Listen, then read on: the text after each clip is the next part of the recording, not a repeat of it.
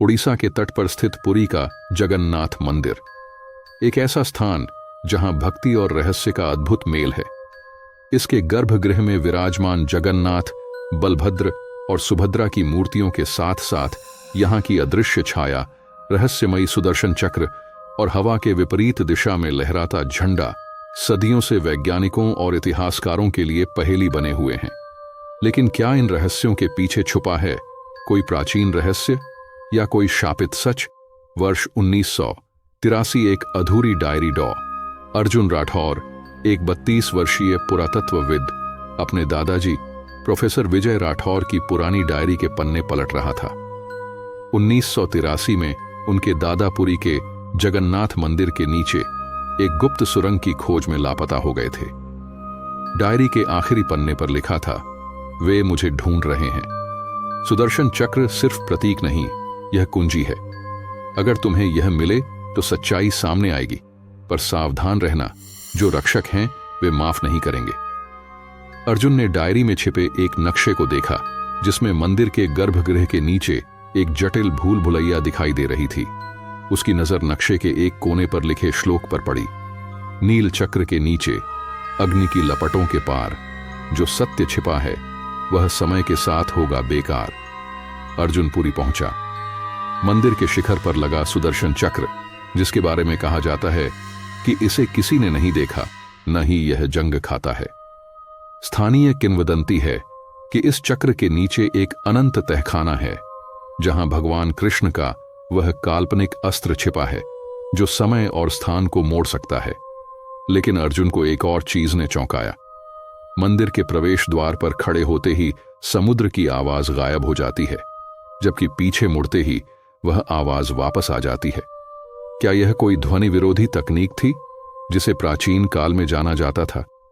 उसी रात अर्जुन मंदिर के एक पुजारी राधेश्याम से मिला, जो उसके दादा का मित्र रह चुका था। बूढ़े पुजारी ने कांपते हाथों से एक ताड़पत्र निकाला। यह वही है जो तुम्हारे दादाजी ढूंढ रहे थे, पर इससे पहले कि तुम आगे बढ़ो, जान लो, यहां कुछ रहस्य ऐसे हैं जो मनुष्य के लिए नहीं बने। ताड़पत्र पर खुदे संस्कृत श्लोकों का अर्थ था, जब चंद्रमा की छाया सुदर्शन पर पड़े तब खुलेगा वह द्वार जो अमृत की ओर ले जाए। अर्जुन समझ गया। चंद्र ग्रहण के दिन सुदर्शन चक्र की छाया मंदिर के एक विशेष बिंदु पर पड़ेगी, जो गुप्त द्वार का संकेत देगी। पर चंद्र ग्रहण अगले हफ्ते था। उसने नक्शे और श्लोक को जोड़कर मंदिर के उस हिस्से का पता लगाया जहां नील माधव की मूर्ति स्थित थी, एक प्राचीन गुफा जिसे 10वीं शताब्दी में मंदिर के नीचे दफन कर दिया गया था। चंद्र ग्रहण की रात अर्जुन और राधेश्याम मंदिर के गर्भगृह में घुसे। सुदर्शन चक्र की छाया एक पत्थर की शिला पर पड़ रही थी।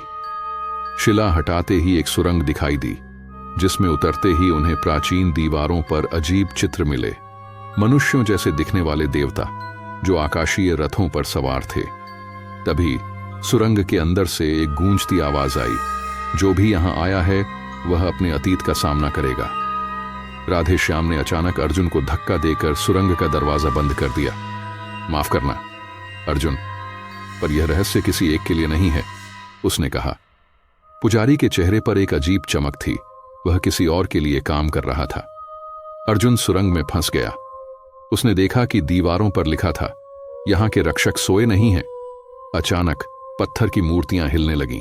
वे जीवित थीं और उनकी आंखों से नीली रोशनी निकल रही थी।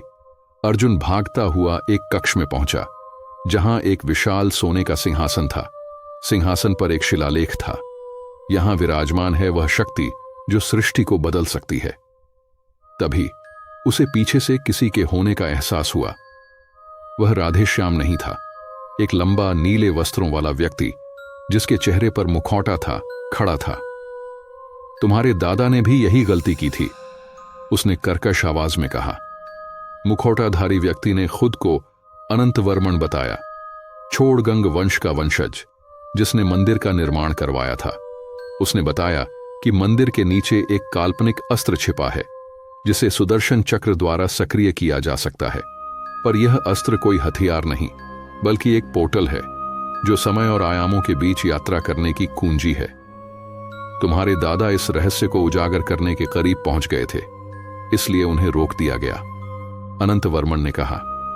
अर्जुन ने पूछा, रोका गया या मार दिया गया? तभी भूकंप आया और सुरंग का मार्ग टूटने लगा।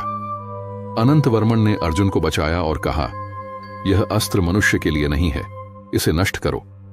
अर्जुन ने सोने के सिंहासन के नीचे एक प्राचीन यंत्र पाया, एक क्रिस्टल चक्र जो सुदर्शन चक्र का प्रतिबिंब था। अनंतवर्मन ने समझाया कि इसे सक्रिय करने से एक ऊर्जा निकलेगी जो पूरे मंदिर को नष्ट कर देगी। अर्जुन के सामने चुनाव था, सच्चाई जानना या इतिहास को बचाना। उसने चक्र को तोड़ दिया, सुरंग ढहने लगी और अनंतवर्मन ने उसे बाहर धकेल दिया।